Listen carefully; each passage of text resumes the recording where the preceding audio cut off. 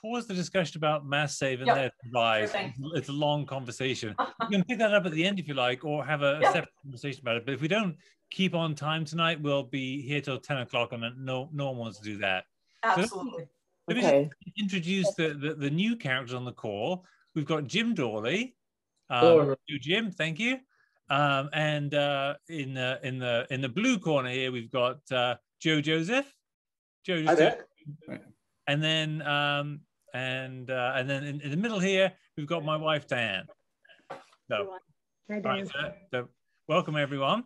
And at the bottom of my screen, we've got Michael Lesser and Fred Cunningham, who are not actually being trained as coaches in the program, although they're probably perfectly qualified by now because they've been so involved in this for the last eight weeks. I think they know more than certainly most people on the street do, but probably not more than our coaches do. And then everyone else on the call are the people who've been training over the last probably almost 8 weeks now, learning how to understand the technologies of going zero. That's heat pumps, insulation, triple glazed windows, and solar panels. And Dorothea is just coming as well. And then we also went through the finances, what these things cost. Hi, Dorothea. Hey, David, how are you? So let me just introduce Dorothea. So Dorothea is the sustainability coordinator for the town of Sherburne, and she's been one of the prime movers in orchestrating this program to train energy coaches for the town of Sherburne. So what we're going to do tonight is each one of the coaches has been working on their client's house, and their client is another coach. So, or someone else was in the program, like Fred was doing it part of the time, Michael was doing it part of the time, Dorothea was doing it part of the time. And they've been working on somebody's house as though that person were a client, even though they've been a coach as part of the program. And so what they're going to do tonight is present their results on that client's house. And I'm going to be really strict about time tonight, because otherwise we'll never get through this. And we have a lot of cases to present tonight. So there's going to be 8 minutes for the coach to present to their client, but the client is all of you, and particularly the three, that's Joe and Jim and Diane, as the assessors tonight. And remember, your task is to judge only one thing, is that, are you confident in the advice that is being given? It's as simple as that. So you're here as nothing more than residents of the town of Sherburne, and as though you were a client for one of these coaches. And what I'd like you to do after we finish each one, so there'll be 8 minutes of presentation, 5 minutes for Q&A from the assessors. I would like nobody else to ask questions, or I think it'll just take too long. And then I'll keep it going to get through all of the presentation. After each one, each of the assessors, please send me an email to my email address. Jim, do you have my email address? I think you do, right? I believe so. Let me I know everyone else does. dgreen or david@gmail.com. So just send me an email with your vote, yes or no. That's it. Nothing fancy than that. And we'll keep it sort of secret, although I will know. Thanks. And then when we get to the end, I'm not going to announce everything one by one. When we get to the end, I'll announce the results, and we'll take it from there. Anyone got any questions? Nope. Okay, so originally I said Katie was up first, but I think was it Karen or Cindy? Cindy would like to go first. I'll go first. Go first. Off you go, Cindy. The stage is yours. Okie dokie. All right. Well, good evening. We'll be looking at Michael Lesser's home at 54 Forest Street in Sherborne tonight, and we'll be considering a few energy conservation recommendations for it. So Michael built his house in 2004 to be an Energy Star rated home at that time.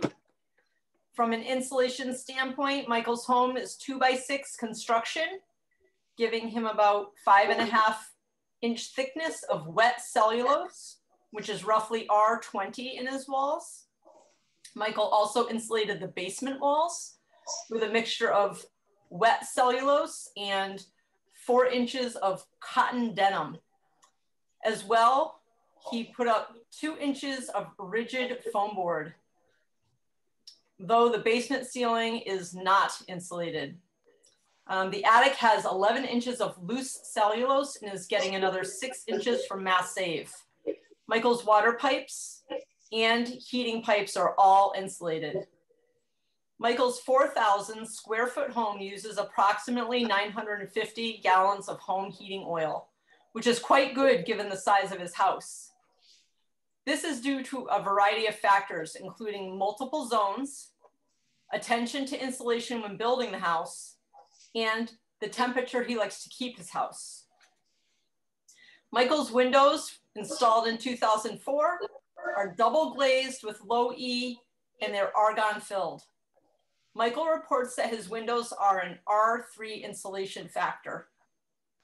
Michael's Energy Star refrigerator, though 15 years old, is still as energy efficient as any new refrigerator in the present day. When Michael needs a new car, he reports that he'd like to get an electric vehicle and charge from his existing 7 kilowatt solar array, which is oversized for his current needs. Michael is most concerned about reducing his heating and cooling carbon footprint to 0. It must be noted that his home currently does not have air conditioning, and therefore Michael's carbon footprint for cooling is 0. Michael is also curious if heat pumps can work with hot water baseboard heat, which is the method of heat delivery in his house.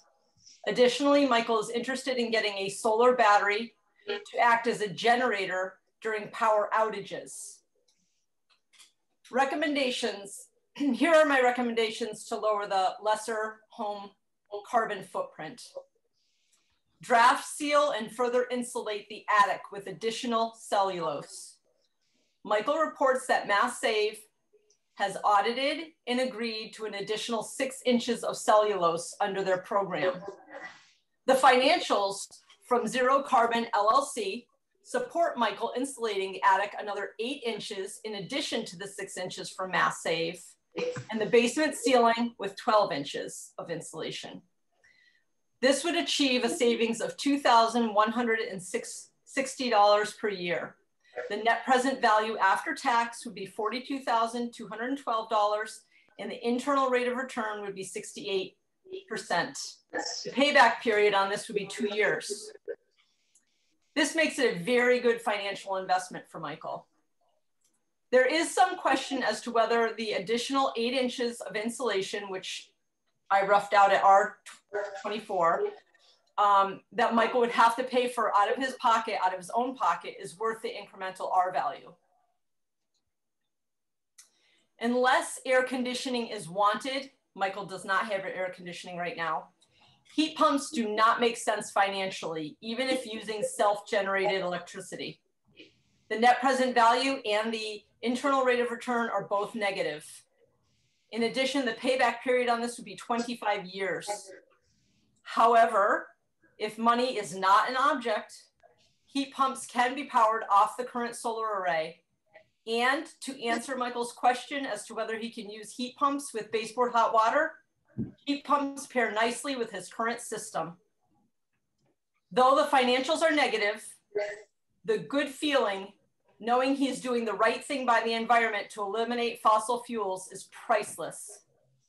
If Michael decides to install heat pumps, he can apply for a 0% interest heat loan for up to $25,000 through Mass Save. Adding a heat pump hot water tank is a very good investment, especially when powered by Michael's existing solar array. His savings on oil per year would be $244. The net present value of adding a heat pump hot water tank is $4,385, and the internal rate of return is 38%. The payback period on this is 3 years. An additional benefit of a heat pump hot water tank is dehumidifying the basement, negating the need to run a separate dehumidifier, which he is currently doing.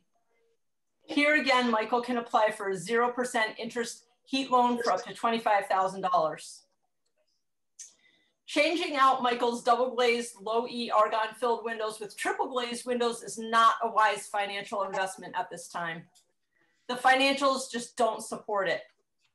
If Michael should need to replace his double glazed low E argon filled windows at some point in the future for some other reason, it would be smart to consider triple glazed windows at that time, when he would recognize an incremental positive net present value and internal rate of return. Regarding solar panels, Michael already has an existing 7 kilowatt solar array, which more than covers all of his electrical needs for the year. The current array could additionally power an electric vehicle and a heat pump hot water tank. So when I was looking at this, he already has the existing solar array, but if we were to treat the array as not yet existing, we could see that there would be positive financials for the net present value, with a net present value of $30,264 and an internal rate of return of 18%. Michael was also interested in adding a solar battery backup, and this is financially feasible with the subsidies available. His gross cost of adding a solar battery is $20,000, but after subsidies and the battery adder, the net cost is about $9,000. It is unclear what the NPV or the net present value or the internal rate of return and the payback on the solar battery as a standalone is, because the solar array had already existed. What cannot be captured monetarily is the peace of mind knowing that he will still have power generated by the sun when the power goes out, which he could have used yesterday. Considering an alternative to the solar battery backup would be a gas-powered inline whole house generator, which would cost several $1,000s to buy and install, making the solar battery backup almost equivalent. In summary, I would recommend draft sealing, insulation, and heat pump hot water tank. What questions do you have? I have a question, Cindy. This is Jim. Thank you for the description of the home. I would like to know how many fireplaces are open, the use of those, and whether there's automated thermostats throughout the home also. And my last question would be to the tax implications of his investments. Tax implications of his investments, i.e. investing in all this energy efficient equipment. Okay, so you're asking if he has fireplaces. Yep, and does he use them? Are they open? Are they gas? Some people they're not gas. He does not have gas fireplaces. I don't think he has any fireplaces. Hang on one second. Sorry, see, this is what happens with my glasses. Not sure that was in the, was that in the survey? I'm checking very quickly. Oh, was? I don't remember. Yeah, that. He has 2, and they have chimney top dampers. Okay. So I would assume, being a conservationist, that Michael keeps those dampers closed when he is not using the chimney. And as far as tax implications of the insulation, is that what you're asking, of those of what I'm recommending? Is that brought into the discussion with the client? Because there's great incentives to invest in these things today. Yeah. Right. So I don't think that there are any tax incentives for insulation. There's the program of Mass Save. And so Michael has gone through the program of Mass Save, and Mass Save pays 75% of the cost of doing the work that they recommend and put on the contract. And then Michael pays 25% of that. But it's not really a taxable savings. Depending on whether you purchase that the heat pump or whatever the case may be for energy efficiencies, certainly the net cost of those are a tax incentive. A tax incentive, do you mean like coming off of your federal income tax? Credits,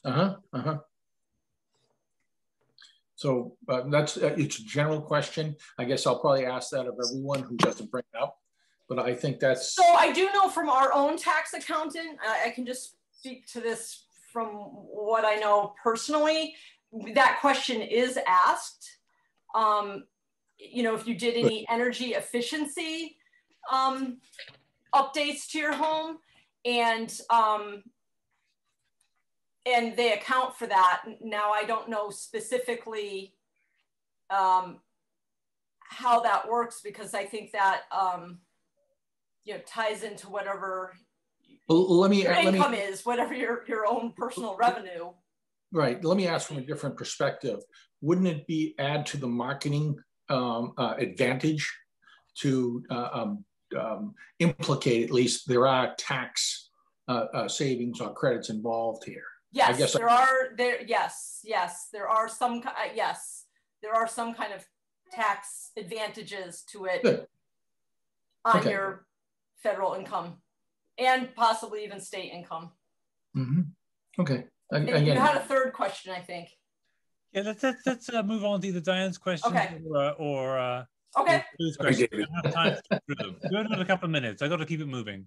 So Cindy, I just want to make sure I heard you correctly. You said that because Michael is not interested in air conditioning, that heat pumps are not really an option. It doesn't really make sense financially.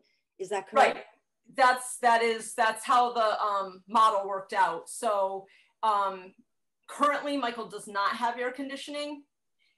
If he wanted to add air conditioning, he could certainly go the way of heat pumps and do that, and then have the heat pumps also working for him to provide heat to his home. Right. But if it's up to him. I mean, if he wants air conditioning, he can certainly do that, and then he can use the 0% loan to fund that. Right. But all the financials for the heat pumps are negative, and it's because he can run his house so efficiently with because it's well insulated, overall well insulated. It can still use more, but he can run the house very efficiently, and so inexpensively that the paying for the heat pumps doesn't really work out financially. Okay. Does that answer your question? That answers my question. Joe, do you have any question? No, I don't. Okay. All right. Thank you, Cindy. Thank you. So if the three assessors could just send me an email with your vote, that'd be great. And I won't say until the end. Karen, do you want to go next? Sorry, Katie. Katie, do you want to go next? Sure. Let me get my second device up. I prepare in the same way that Cindy prepared. Let me just start by saying that. But I am pitching to Dorothea, who has sent me information that has given me the information that she has ductwork for the air conditioning from her attic, heats with natural gas. She has insulated her ducts. She has a decent amount of insulation. She has solar on maxing out the west facing roof that produces about 5,500 watt hours per year on 21 panels. And the recommendations that we've come up with for Dorothea, first of all, Dorothea, you could have wanted to do another mass save audit, get some more light bulbs, and see if you decide you do something with the insulation in the attic. But the things that have made financial sense for you are to add cellulose to the attic and to the ceiling of the basement, as well as a little bit of blown-in cellulose to the walls, which would save you $632 a year at a cost that's very reasonable, especially with the mass save discount, if you can make that you. The heat pump financials are not good. The benefit of adding a heat pump is not financially worth the cost of the heat pump. If cost is not an option, obviously it's a good investment, and also it will decrease your carbon footprint. But the amount of time it would take you to get your payback and the amount of rate of return is not coming out to be a good idea on the heat pumps. As far as the heat pump hot water tank, you have solar. And so it makes very good financial sense for you to get a heat pump hot water heater. It would save you, let's see, it's not a huge savings per year. It's also, though, not a huge cost per year. And your rate of return after a certain point will be 23%, which you can't beat that anywhere. And heat pump hot water heaters are not a huge financial investment. And you also can qualify for a 0% interest, zero interest rate loan for a heat pump and heat pump hot water heater of up to $25,000 with a 7-year payback. And the heat pump hot water heater would come in well under that cost. As far as windows, it doesn't make sense to add triple glazed windows unless you were going to replace your windows anyway. And if I remember correctly, your windows are not particularly old and double paned. Yeah. So it doesn't make financial sense to add triple glazed window. It would make financial sense to add solar when you add in the rebates and the tax advantages of adding solar. If you added a 10-watt array, your net cost of $20,000 after rebates would be a payback in 12 years. And that can add to your ability to power things like, for example, electric cars, which you have mentioned. And the battery itself doesn't seem to make a lot of sense. With the battery and a discount rate, the payback is longer and the amount that you're paid back is a smaller percentage. The question I had, and I didn't have to ask it, has to do with where the extra solar panels could go, which I assume looked at to come up with your numbers. And lastly, just that, you know, in the next 10 years or so, you're going to want to replace some appliances, but your appliances are pretty new. And of course, you know, we've discussed the benefit of decreasing your carbon footprint. I would assume that anyone that is a client has already expressed an interest in decreasing their carbon footprint. So do you have questions for me? Yeah, I have one question. I have an existing 5.25 kilowatt system that covers the west facing roof. So on the other side, I can do the same kind of like amount of panels, but they can be at a higher power capacity, right? They could be, instead of the 225s I'm currently having on the one side, I could have, you know, how many were they? That's like 21 panels per 380 watts. But I wanted to give that question to David because he figured I should build another 10 kilowatt system, but where does it go? I had that question for David as well. Exactly right, Dorothy. You can the standard issue panels now are 360 or 370 watts, so you would get a lot more power for every square foot on the east facing roof than you would on the west facing roof. So that's kind of a nuance we can talk about later if you want. But I think the overall recommendation of adding some solar panels makes all the sense in the world for your house. Okay. Katie, I have a question. This is Joe. Maybe you mentioned it, but how old is the house, Katie? Oh, I have to go back to my notes. Do you know? And I guess the reason I'm asking that is, I think your recommendation was to blow insulation through, and I wasn't sure what the internal rate of return is. And would you recommend that he first change the roof before she puts the solar panels on? The roof, I know, I did check that. That's not terribly old. I think that was 8 years old, your roof, and the house, let's see. where is what year the house was made? I don't have that. Do you know, Dorothea? It's a 1914 colonial. 1914. And it has a fairly shallow cavity for the insulation. So that's why there's quite a bit of heat loss in the first and second floor. So Katie, did you do an internal rate of return on the insulation? Yeah, hold on.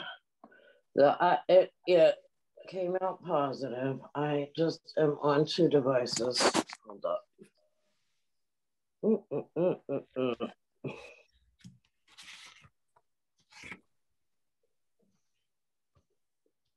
Here we go.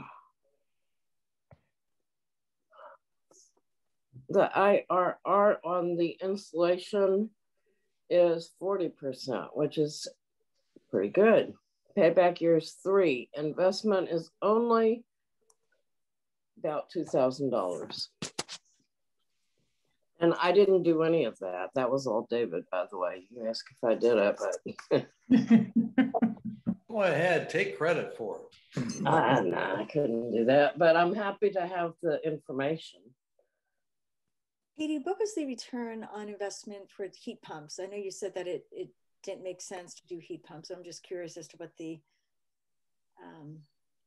heat pumps, the return on investment was minus 11% at solar rate and minus 3% with replacing AC with solar rate. But the net positive value is negative on all of them. Although if you were to be replacing your AC and have the solar to power, it's less. It's not as bad as at utility rates or at solar rates, or if you were not planning to replace the AC. And what is the cost of the heat pump? What is your estimate for the cost? The estimate for the cost of the heat pump is around $11,600.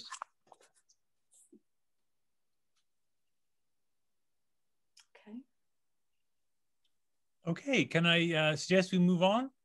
Keep it moving. So that was Katie doing Dorothea. So how about Scott presenting on Nicole's house? Good evening, everybody. Hi, Nicole. Nicole and I have only met virtually. We have not met in person.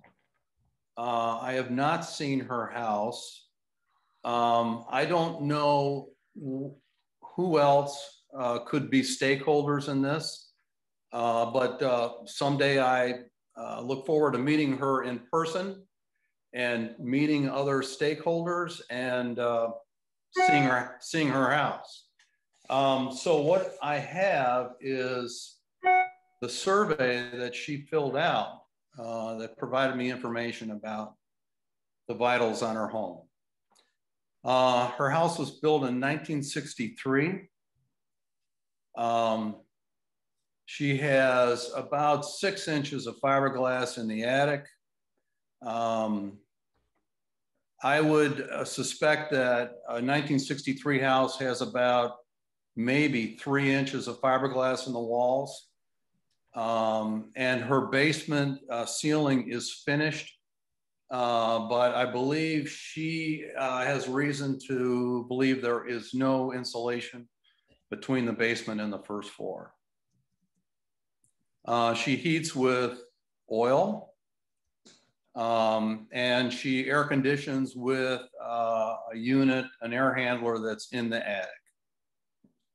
The air handler is outside of the house envelope, and the ducting system is insulated, distributed through over the attic floor. So I think the reason we're talking to Nicole is because she has expressed an interest in heat pumps. And a heat pump, if we were to retrofit her system, which we could do because her current air conditioner is old. So it would make sense to replace it. We would have difficulties associated with heat loss in the wintertime, which would create icicles and ice damming. So that is an issue that would have to be overcome. The financials on the heat pump do not have a good net present value, except for if we added a heat pump with extra cost, replacing with at solar rates. Now, Nicole is interested in a solar array, and she's talked about not roof mounted, but ground mounted, if I remember correctly. Yep. And the financials on that, her investment without batteries would be about $20,000 with a 7-year payback, which would reduce her electric cost by about 75%. Now, I don't know if those numbers considered ground mounted. The ground mounted is more expensive to install than a roof mounted because of the structure that's necessary to support it. So we have to talk about those numbers. She is scheduled for a mass save audit, and I don't know if that's happened yet. I know it's coming up soon. It happened last Friday. Yeah. Certainly, it would be to her advantage to increase the attic insulation from the current 6 inches to at least 12, which I'm sure she'll be talking about with mass save. And financially, that would be to her advantage because of the incentives associated with that and whatever else they might come up with. So according to our financial summary for insulation, she'd have an investment of about $5,000 and the IRR on that is 147%. So I think the attic insulation is a no-brainer. We did talk about the problem associated with putting heat pump in the attic, in the air handler in the attic. And I suggested the possibility of a mini split system. She has a big family room, which may lend itself to a wall mounted mini split, which would allow us to overcome the issue of the heat loss in the attic. And we'd have to look at the financials on that. We have not explored that. Heat pump water tank would be beneficial financially. It cost her somewhere around $1,000 after a $600 rebate. And the $600 would pretty much cover the installation for the electrician and the plumber. Windows, according to the survey, Nicole is not thinking of replacing windows at this point. I believe that they are originals. Is that true, Nicole? No, we have replaced almost all of the windows within the last 5 years. And those are double glazed? Yes. Okay, so she's in pretty good shape there. One thing we did notice in discussion from the survey was that she is using a lot of electricity when you look at the size of her house. And we believe that there's a possibility that that is being skewed by the fact that she has a swimming pool. The swimming pool is unheated, but obviously she's using a filtration circulation system that's eating up kilowatts. So we need to back that expense out to try to get a better or more accurate view of what her home is consuming electrically. So we're not quite sure there. Her oil consumption really is not too bad. It's about consistent with what we'd expect. But she hasn't had a blower door test yet. So we really don't know what the air infiltration issue is in her home. So we'll get that with them, hopefully with the Mass Save audit. At least in my case, Mass Save did it with my home. But in discussion, we found that that's not always the case. We hope that that is the case here. And then of course, Mass Save would do air sealing, which would help her situation. I think that pretty well summarizes it. Questions? Yeah, let's see if the assessors have any questions. I do not. I have two questions. Sorry, go ahead. No. I have two questions. One is, you'd mentioned that the oil consumption is what you would expect for a house like that. But what is it? What is the oil consumption? I was trying to compare it to the first presenter. And then the second question I had was an internal rate of return of 140%. That to me sounds like it's a money machine. You put in, you know, you're actually, I'm just wondering if those numbers are correct. Yeah. 147% to be exact. And I put in $1, I get $1.50 back in a year. I never questioned these numbers. I mean, this is from David Green. You don't, I mean, if you want to get his certificate with his name on it, I don't think you want to be questioning his numbers. I haven't run these numbers myself, but I certainly could and get back to you. No, I'll defer to David. She's, let's see, the first question had to do with, she's using 1,233 gallons a year. Over how many square feet? 3,500. That's pretty good for a house that only has 6 inches insulation in the attic. And it's built, if it's built, but she's got, yeah, but she's got all new windows.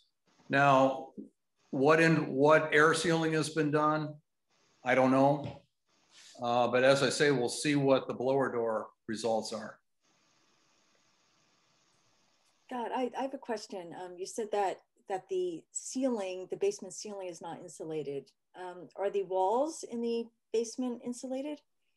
The basement is finished. So the walls have covers on them. Nicole, I think Nicole said that they are probably, it is probably not insulated. Right. Actually, yeah, not, well, I just had my Mass Save audit and we were looking around the basement. I now know every square inch of my house, places I've never been before. It was really exciting. And there's some insulation in the wall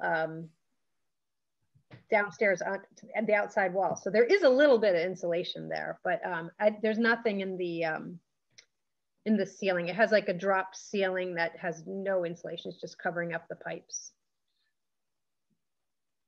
So you have had the Mass Save audit. Did the Mass Save inspector look above the suspended ceiling?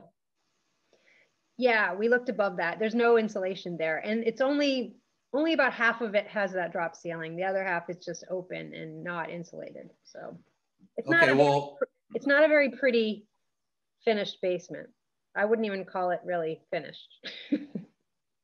Okay, well, at least there's some hope there. I mean, in the area where the drop ceiling is, we could at least push the tiles out of the way so that the joist pockets could be insulated. It's true. So the outer rim is insulated, at least in that area. And that would be very helpful. God, I just have one other question about the solar panels. You said that Nicole's interested in freestanding solar panels as opposed to on the roof, but how much more expensive are they? I mean, what is the installation cost, or how much more expensive are they to install? Well, we covered this during our training. There wasn't any numbers in particular attached to it, but we acknowledged that if you have to build a structure to support the panels, that's going to cost more than just hat channels on top of a sloped roof. So I was you'd have to get it quoted out both ways to find out. Now, I'm having a difficult time reading this survey, but I don't remember how old your roof was, Nicole.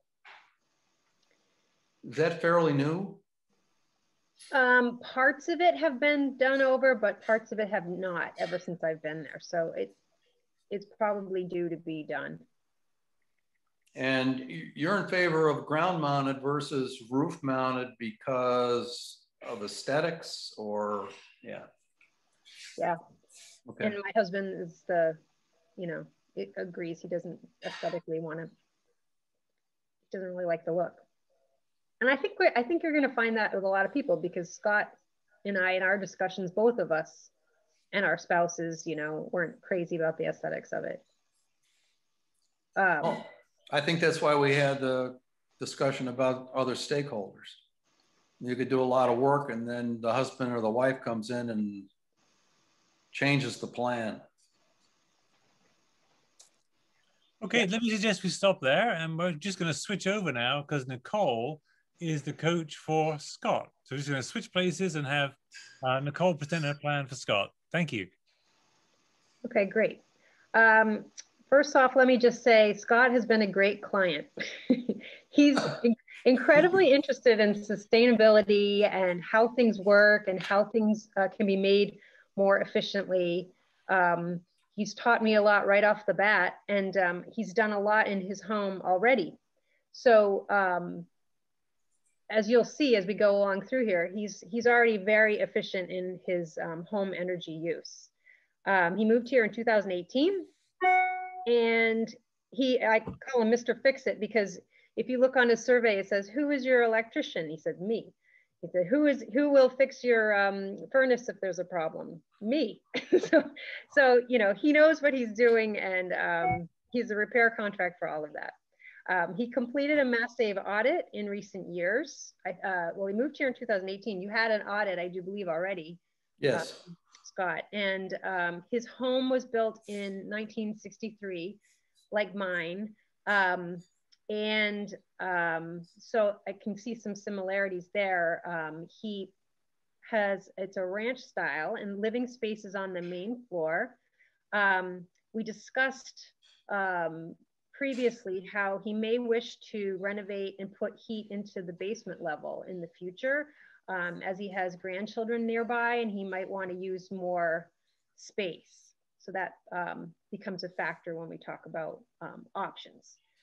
His Google Project sunroof and his home sun number indicate that he has usable space for solar panels if he wants to do that option.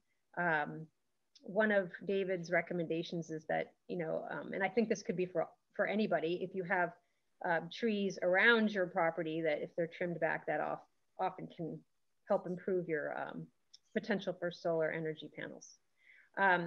First thing that I noticed in reading Scott's survey is that his home is super tight. He has a very low reading on, he had his blower door test done, and David said that his reading is better than a lot of brand new, super tight, sorry, my husband just came home. Can you keep her quiet, honey?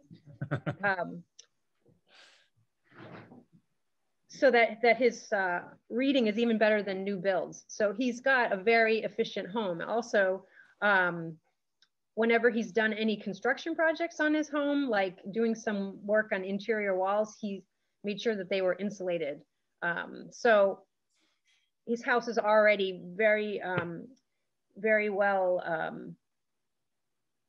tight in that respect. And a lot of his equipment that his home uses for like his air conditioning system is just 2 years old. They installed that 2 years ago in his attic. He, like my system, it's a ducted system, and he has insulation around the ducts. His boiler is only 12 years old. His windows are not needing to be replaced at this time. They're, he calls them double hung windows. They're sash windows with double panes in them. Even his refrigerator and his freezer are like brand new. So you are Scott, you leave me not much room to work with. But so he's in very good shape. And he doesn't spend a lot on electricity and oil during the year. I think his electricity bill was about $1,000 a year. And his oil consumption was relatively low. I can give you that specific figure, but these numbers are very tiny. 560 gallons. Wow. Yeah, it's amazing. So after looking at his survey, and then we turned to the financial information, I saw that there were some areas where we can see potential for improvement, but all of these factors depend on Scott's priorities and his wife's priorities. We talked about that in the past. And also, you know, as Cindy mentioned, some things can't be factored into the financials, like, do you want to reduce your carbon footprint to as close to zero as possible? Those are things that, you know, don't always factor into a financial discussion. So there's all sorts of ways to look at it, but we do have some recommendations. First, in his attic, in the insulation, he currently has 6 inches of blown-in, he currently has insulation that's blown-in cellulose and fiberglass, but he can get from Mass Save an additional 6 inches to his attic. And that as well could get, I just had my Mass Save audit on Friday, and they did not say that they would insulate my basement. So I'm not exactly sure if that's going to be the case here, because Mass Save may pay for that, but may not. He told me that it wasn't Mass Save's priority, and they didn't think that that was going to save you as much money, which is really interesting, because this is where David has indicated it saves us a lot of money. So according to our numbers here, if Scott added 6 inches of blown-in cellulose or fiberglass to his attic and 12 inches of fiberglass to the ceiling of his basement, for an investment of about $4,000, he would see a net present value after tax of $32,184. And that's an IRR after tax of 69% with a payback in 2 years. So as we're seeing, it's kind of a trend here. Adding more insulation is just such a big payback, especially when Mass Save will help with the costs. So that's one area that, that insulation would really help. And also, he did say in a survey that he has some of his pipes in his basement are insulated, and if he insulated more of those, that would also help to reduce his heating costs. Regarding a heat pump, the financials for that didn't really make sense unless Scott decided to replace his air conditioning system, add heat pumps while he's doing that, and having solar panels put on. And I don't think that's going to make sense for Scott, because his air conditioning system is only 2 years old. If I were him, I wouldn't be interested in doing that, because that's quite an expense to take on, especially when you just put in a brand new system. And Scott, I imagine your system is uses more modern refrigeration tech, like what's the substance that goes into refrigeration? Variable speed blower. Yeah. Is that what you're looking for? The refrigerant that goes into it, right? I mean, mine isn't up to whatever the code is. 1 minute. Oh, okay. Sorry. Anyway, that does not make financial sense unless you are adding solar panels and replacing your air conditioning. A heat pump hot water tank does make sense for you. Whether you do it with solar panels or not, you can see an IRR of 12%, even if you don't use solar panels. So that is a good investment for you. Payback in that would be 9 years if you didn't have solar panels, and 4 years if you did use solar panels. Triple glazed windows, as we've all been kind of seeing here, you're not in the market to replace your windows, and your windows are double pane. So financially, it doesn't make sense to do that at this time. And then the last thing we could talk about is solar panels. You do have a home that could has reasonable sun and could generate power for you. You could have, according to this, with an array size of 10 kilowatts, you'd have an IRR of 6% and a payback of 12 years. Cutting in current cost of electricity by 53%. That's if you felt like that's what you wanted to do. And I know you told me that your wife, when you mentioned it to her, she said no to the solar panels on the roof. And then you pointed out to them on the highway, this is what they look like on a ground mount. She said, no, I don't like that either. So what I've been kind of looking into also, because I think this is going to be a situation with a lot of people, is maybe there are other ways you can add solar panels to your property. Like some people have been doing them on pergolas, or when they make changes in their landscape, different structures that they put on, like additional sheds or pool houses or things like that. People have been putting their solar panels on there where it's not so noticeable to the outside world, but can generate the power you need. Okay, Nicole, let me stop you there because we need to keep on time. So I have some questions from the assessors. I do not. It seems like a great house, and you didn't have a lot to work with, quite honestly. I know. He's got it. He's got it going on. Nicole, I had a question. In that aesthetic seems to be a big part of the decision whether to put solar panels or not. Have you run the numbers on these Tesla solar tiles? If I'm a homeowner and I want to put that in place, would that be part of your audit? That wasn't part of our audit, but we have had discussions about that in the past. I don't know if I discussed that just with Scott or if we discussed that as a whole group. As a group. I think the expense of those are so high right now, and I don't know even the timeline for getting them and how reliable they are. I just don't know if they've been tested enough. So it was something we batted around, but we didn't commit to anything like that. But it's something to look into. I'm sure that the technology and that they're working on is making improvements all the time. But when you talk about the aesthetics, is it you don't want it in the front of your house or anywhere on the roof of your house? Is it really a street side curb appeal sort of thing, or? Yeah. We have a south. It's a ranch house. It's just one big long, like double wide trailer, and the front facade is the southern exposure.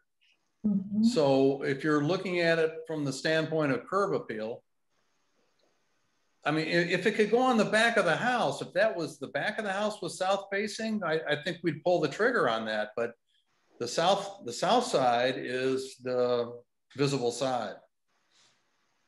So, I mean, the wife handles the aesthetics. I handle the mechanicals. So,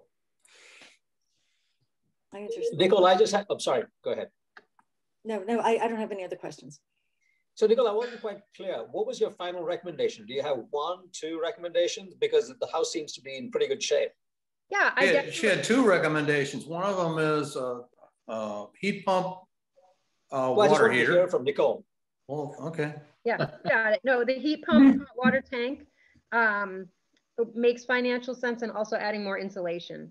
One thing we didn't talk about, we talked about it between Scott and myself, is if you're adding insulation to your basement, it's going to make your basement cooler. So he'd have to factor in whether he wanted to, have the thermal envelope of his house tighter and save money that way, or because then his basement will be cooler. And if he wanted to use that space, you have to think about what to do there. And I have the exact same situation in my house. If we decide to make more use of our basement, I'd have to think about whether I wanted to put insulation there. And unless it's in the walls, right? If insulation's in the walls, then the basement would be warmer. Right. That's true. Right. Any other questions from the assessors? No. Okay, all right. Just send me an email then. And thank you, Scott and Nicole and Scott. And let's go on to Karen, who is actually going to be presenting to Karen, because her client actually left the program. She had some health issues, And so Karen has been consulting to herself on her own home. So Karen's going to be presenting her own home here, and to the three assessors. Off you go, Karen. Terrific. And to start, I will quote David, who said, "My house couldn't be any more different than Scott's." So here we go. So my house is at 137 Forest Street. It was built in 2003. We are the second owner. The first owner built it for himself. He was a builder. So it had a lot of nice features in it. It's 9,000 square feet, oil heat with forced hot air. We have AC with 6 condenser units. 5 of them are original. 1 was just replaced last year. The boiler is original to the house, so 18 years old. We have a conventional hot water tank. We have 9 heating zones. We do have a smart system where we can control the heating zones via an app. I wrote this note after the first round of questions, but we have 4 fireplaces, and only 1 is used, and they all have dampers that we keep closed. We have radiant floor heat under on the first floor under the tile that's in the front entry / mudroom and bathroom. We also have radiant floor heat in the complete part of the finished basement. Keeps it nice and toasty down there. We use propane as well, and we use it for our stovetop, and also we have a backup generator. So we have a giant propane tank out in the yard, which helped us yesterday when we lost power. So we did it after Hurricane Sandy, and we were bailing water out of Farm Pond to flush our toilets. So that's when we started looking into a generator. We have a sloped roof. At the front of the house, we have 4 dormers, so the roof is quite broken up. At the back of the house, it's also limited roof space. We have an eyebrow window. We don't have a lot of continuous roof space in the back. A lot of drafts, especially this winter. I started paying more attention to drafts, and they've been detected around the tops of the double hung windows. We have double glazed sash windows, but the drafts are at the very top of the window. That's where I'm feeling it. The attic is well insulated, 8 to 12 inches of fiberglass. Sometimes I measure it's 8, sometimes it's 12. I don't know if things compact, but I gave it a range of 8 to 12. And that's a combination of fiberglass on the floor and then spray foam on the sloped part of the roof. Also, the vents, also the air ducts are insulated up there. Basement ceiling is insulated with fiberglass. The pipes and ducts are also insulated in the basement. There's a utility closet that had insulation on an outside wall, but I have not been able to confirm about insulation on the finished part of the basement. I have mass save coming, and that's on my to-do list, is to find an inconspicuous spot to drill a hole and take a peek back there, just to kind of get a better feel of the rest of the insulation in the basement. We also have an 800 square foot guest house on our property that is rented out. We didn't include that in part of this assessment. I'll get back, it does factor in a little bit, so I'll get back to that later on in my presentation. The things that jump out are, and this is something we did during our class. What jumps out? We've used over 3,000 gallons of oil in a 12-month period, so very high oil consumption. The electric bill was over $9,000 for 1 year. The drafts are significant enough to note again. The weather stripping is degraded around many of the doors. The back of the house has a lot of windows, and the wind, especially in the winter, comes across Farm Pond and directly at the back of our house. And this is probably the most interesting thing that I learned, and this is through consulting with David. And this was like Nicole referred to this, like you open your mind up to more things and you think, I wonder if that's causing some of this. So I mentioned to David that the wind is a factor coming across our property. And he said that when air blows across the roof of a house, it causes low air pressure over the roof and it sucks the air up and out of your house. And that's the Bernoulli effect. Heat is lost because the other effect is the stack effect, where warm air rises, escapes to the roof, and sucks the cold air out of the basement. So he's seen this in another house that's on the Charles River and gets wind straight up at it. David's opinion was that the Bernoulli effect is the biggest single cause of heat loss in this house because we have such good insulation. But if we have small holes or we have not great air sealing in some of our other areas, that this could be sucking the heat out of the house. Air sealing and not insulation would be a top priority for this house. And that was David's opinion. We have our mass save audit scheduled tomorrow. So we'll see what they say. And I have a nice handy list of hints that David gave us about what to request from mass save. So I'm feeling pretty confident about what I can talk to them about. If they suggest insulation, we just need to be careful about that because it's hard to seal up those other cracks when the insulation has gone in already. So we've got to be kind of cognizant of the order in which we're going to do some of the suggested work. The other last thing is that David suggested a contractor that he's used who can do the blower door test. And the concern is that the air leakage rate at standard pressure, which is what the blower test uses, is not the issue in this house. It is very low pressure over the roof caused by the Bernoulli effect.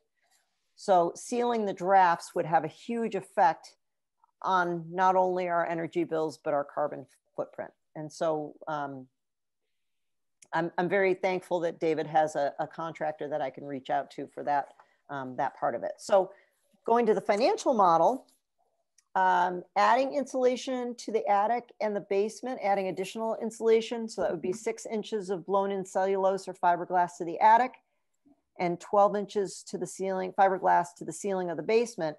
That would have a return on investment of 8%. It seems like that's an easy fix, and especially if I can get Mass Save's house help with that. Adding a heat pump to replace AC units when those AC units go would make sense just with solar rates. Utility rates would be a negative 16% return on investment. So it only makes sense if you're replacing AC units with the heat pumps and you're doing it at solar rates. Everything else has a negative return. Karen, you got 1 minute. Okay. The triple glazed windows would make sense if my double glazed windows need to be replaced. That's a common theme that we've heard throughout. For solar panels, we do have reasonable sun. I believe I gave the sun rating. I can give the sun rating in a minute. We have reasonable sun, and if tree trimming was done, that help it out as well. But it would necessitate an 80 kilowatt array for the current conditions, and that would take up almost all the roof on the front and all the roof on the back. The other financial model we would consider replacing our 18-year-old refrigerator. So my suggestions to myself are get a Mass Save audit done. That's happening tomorrow. Call for a consultation with the air sealing contractor that David recommended, and look into air sealing to counter the Bernoulli effect and decrease the heat loss. Have weather stripping on the doors replaced. Hopefully that comes out of Mass Save. Double down on thermostat settings. We know that we could probably do a better job with maintaining better thermostat settings. We do have 2 teenagers that they have use of their own thermostats in their rooms. So I cannot speak to what goes on late at night in their rooms with the thermostats, so we could get a better handle on that. And utilizing our smart home system better.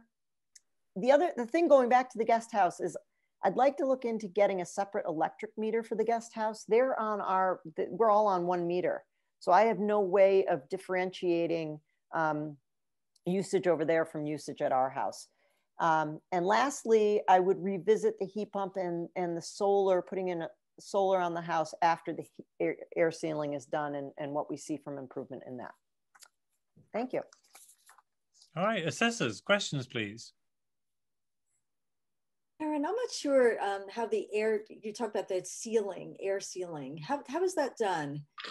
This is in cracks, but how is that typically done? Well, it can be as simple as going to Home Depot and buying the spray foam, because we've talked about it in class with sealing below where your foundation ends and the space where the joists and the wood starts. And it's as easy as that. I don't know, that would be something I would have to rely on this contractor to tell me. I have done some reading, and I do know that and we've talked about it here, that sometimes recessed lights will let in some air, and that those could be better sealed up. Okay. So I think it's a lot of tiny things that add up. Okay. You mentioned that your electric bill was $9,000 a year, but to replace that, you would need an 80 kilowatt solar panel array. How about if you wanted to replace half of that, like one side of the house would be solar panels? Would the IRR work out on that? Based on the data I have, I can't answer that, but it's something I would personally be open to. And it, we've also learned that we can't all achieve a zero carbon home, but any improvement is improvement, and not only just to the environment, but to our pockets. So yes, I would be open to investigating a partial array or a partial solar power. You did mention the pocket lights and the ceiling. There are two types: one that you can put insulation around, and another type that you can't put insulation around. So the knowledge of what type you have in the ceiling would be important also. Okay. Yep. And these are all things that you think you know your house, and then you get into the nitty gritty and you got stuff to learn. So yeah. All right. Any other questions?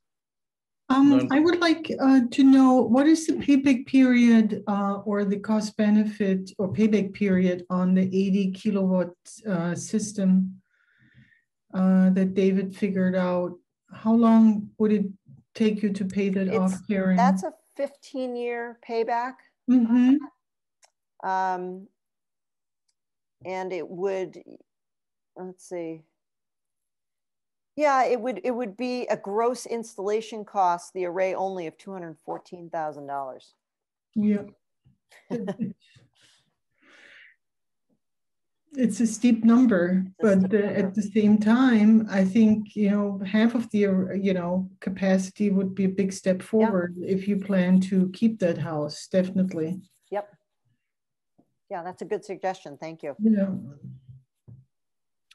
Okay, let's call it quits there. Just ask the assessors just to send me an email on Karen Consultant to Karen, and let me know.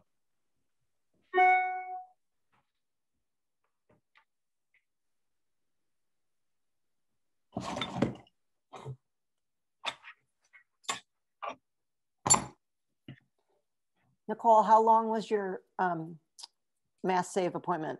What do I prepare for tomorrow? It was like 2 hours, I think. Poor guy, I ran him like into the ground. I just, like, my little clipboard, and I'm like, what about this? And what about this? And then when he left, he's like, well, I have a very long report to write up now, so this may take a while. But in a good way, I think, because I was just pushing him about, like how he kept, I guess they do it by measuring. That tells them how many hours that you'll get from the insulators. Seems to me like it all comes down to what kind of contractor you get. So I think this is a really good question for our group going forward. I don't know if it was Fred or that maybe said maybe it was Michael coming up with a list of like who are good contractors, because this guy who did the audit said sometimes if you get a good contractor, they'll do a lot of these other things that other people just don't want to go in and do. So I would definitely want to make sure. I mean, I asked about everything. It wasn't all in the audit, but every time I'd say, what about over this wall? I just kept pointing to a new wall. What about this wall? Couldn't we do something here? And then he would add another 7 feet on, or, you know, so I think I've got a lot of hours. It's just making sure I have a very good contractor that's willing to put the time in. Okay, thank you, everyone. So let me just summarize where we are. So Nicole, Karen, and Cindy have all passed, and Scott and Katie have not. Remember, this is just an assessment. We can carry on with the training and redo the assessment later on. And in fact, I hope we'll carry on doing that. This is just sort of an interim assessment, but that's where we are right now. Is there any discussion going to happen? The assessors, I'm just interested to know your overall opinions as to what sort of things you expected tonight, what sort of things you heard. Is there any advice you'd give to our coaches to improve their presentation or their knowledge? From my perspective, I try to act as the ultimate consumer, and you're trying to advise me on my house. That's why I asked somewhat not simple questions, but consumer questions. How many fireplaces are they open? Do you shut the flues? The type of pocket lights you have, the thermostats, things of that nature that most people can answer right away versus the insulation depth in the attic, or if the walls in the basement are insulated, things like that. Well, overall, I thought everyone did very well and knows the subject matter. Fine-tuning presentation is everything. Okay, Diane? I was impressed by everyone's knowledge. Very impressive. I was just wondering how much of the course is spent talking about different types of insulation, sustainable versus, versus non-sustainable, and whether everyone is sort of trained in the benefits, but when to use, one versus the other, and I don't know, Dave, if you've gone over that, or if that's part of it, or is it just insulation is insulation? What do you think, guys? Well, we learned about the different applications for fiberglass, blown in, and cellulose. I feel like I have a pretty good handle of those three things.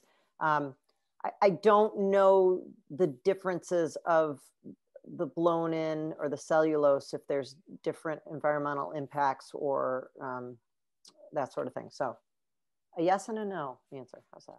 I think also we talked about, David mentioned that there are certain, he avoided, was it isoboard that you were avoiding, David, because of the environmental and removal costs, or the flammability of it?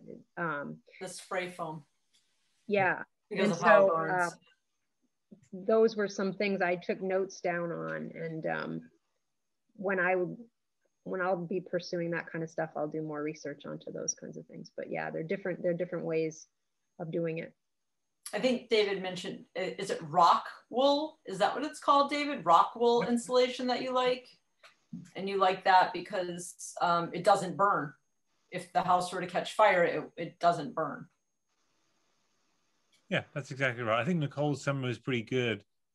Spray foam does have some issues. It's often touted as being like a miracle product, and I don't think it really is a miracle product, because it has these flammability issues and end-of-life issues where it's very hard to separate it from the wood.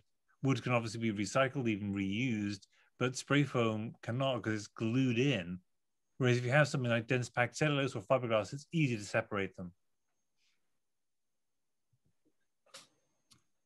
Yeah, Michael. I think you're on mute, Michael.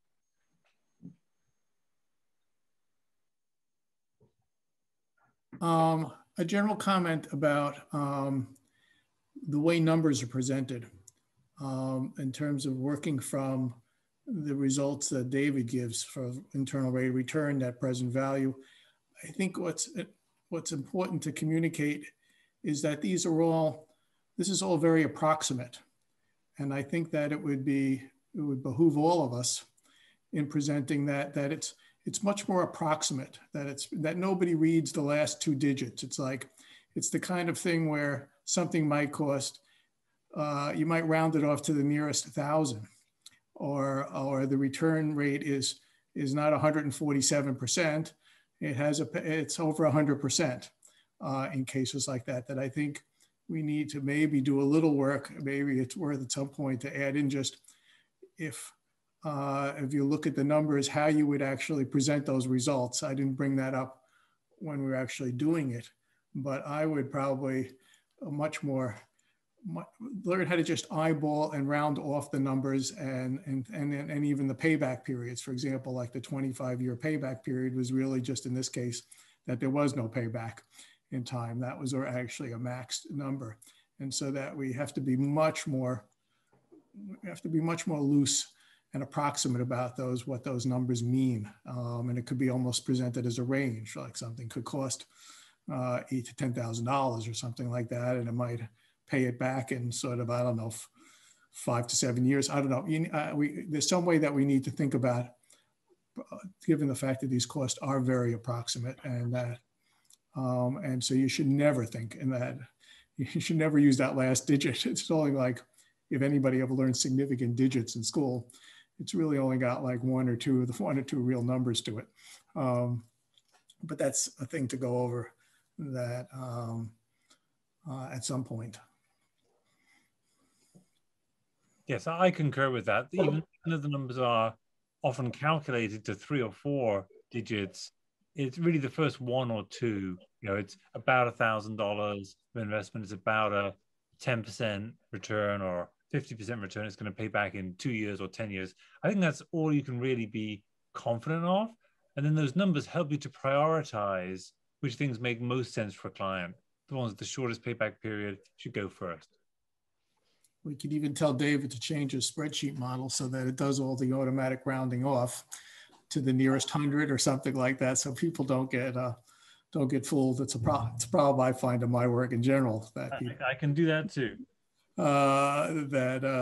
People get overly precise or have too many decimal points. It always drives me a little bit nuts in my professional work. Easy enough to do.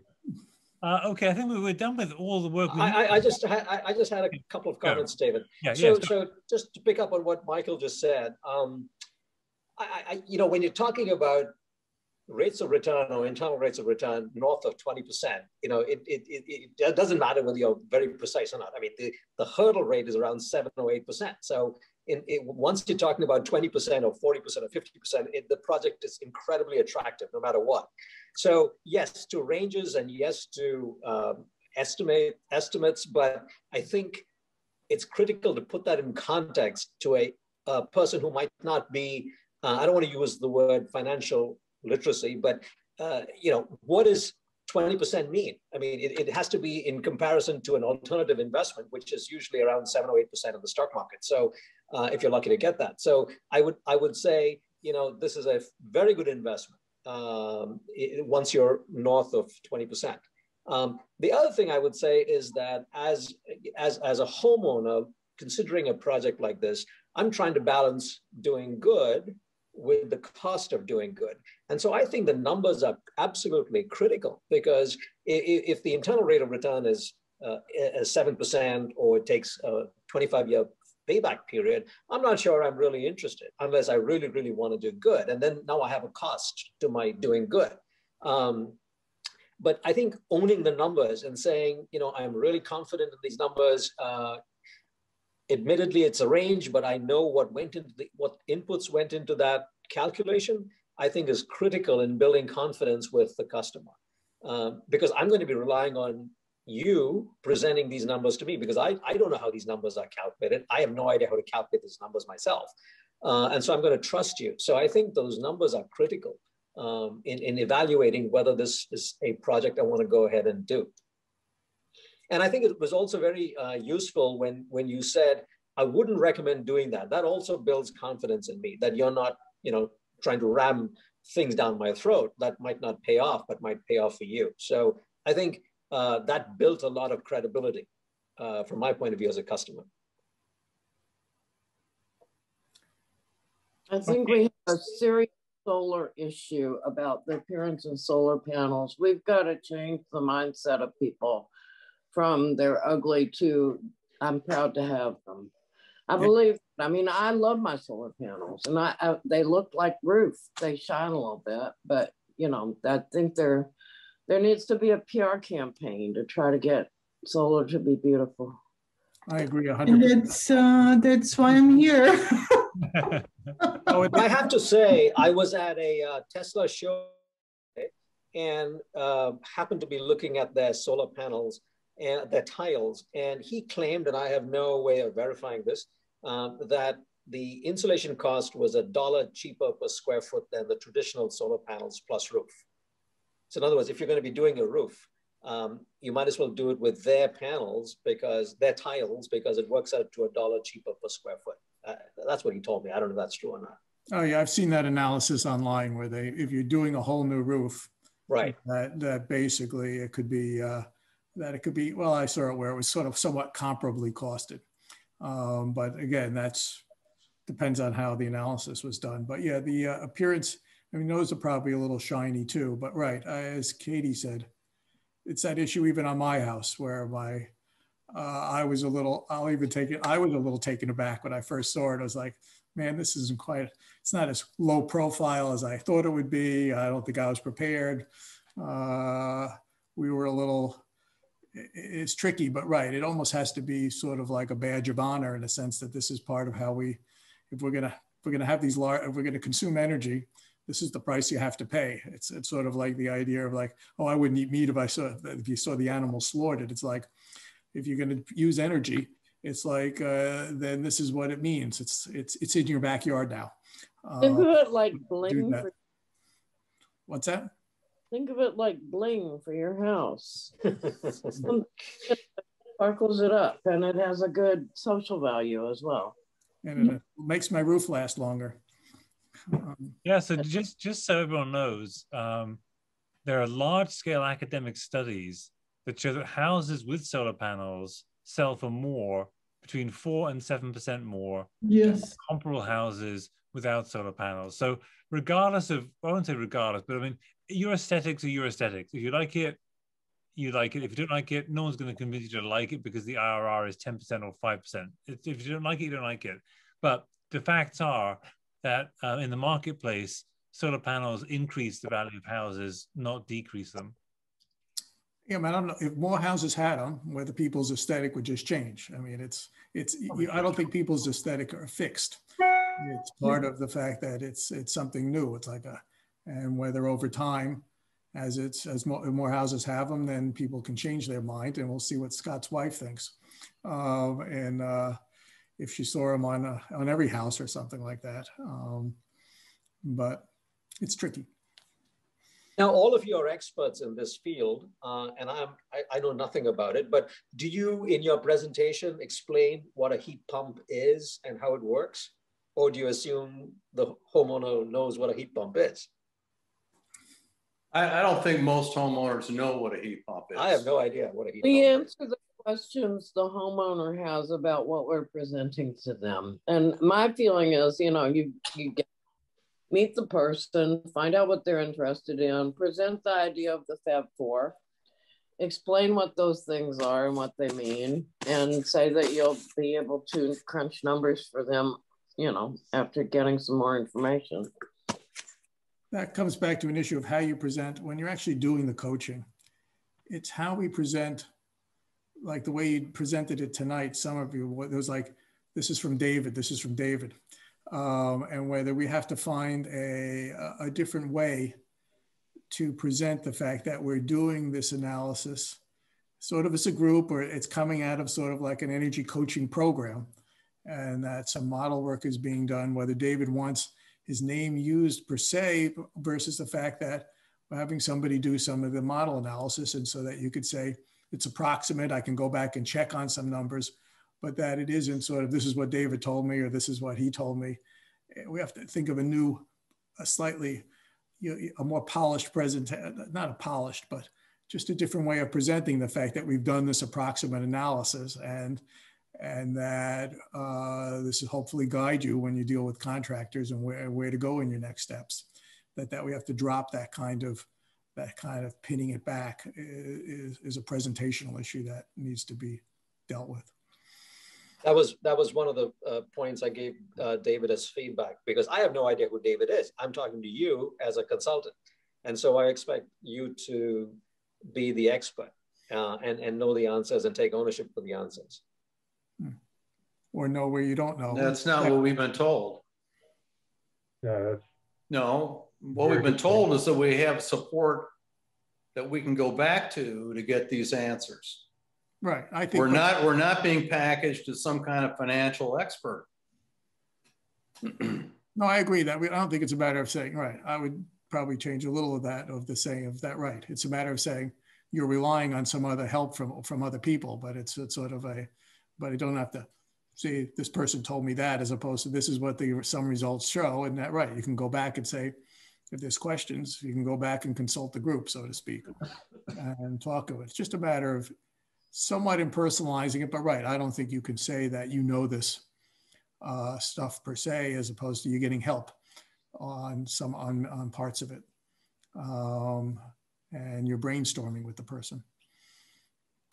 I think your point's well taken, Michael, that we as coaches are, we have a set of data, and if we're not complete with that data, we'll go back and check it, but not necessarily hooking it to a specific person who's going to help us.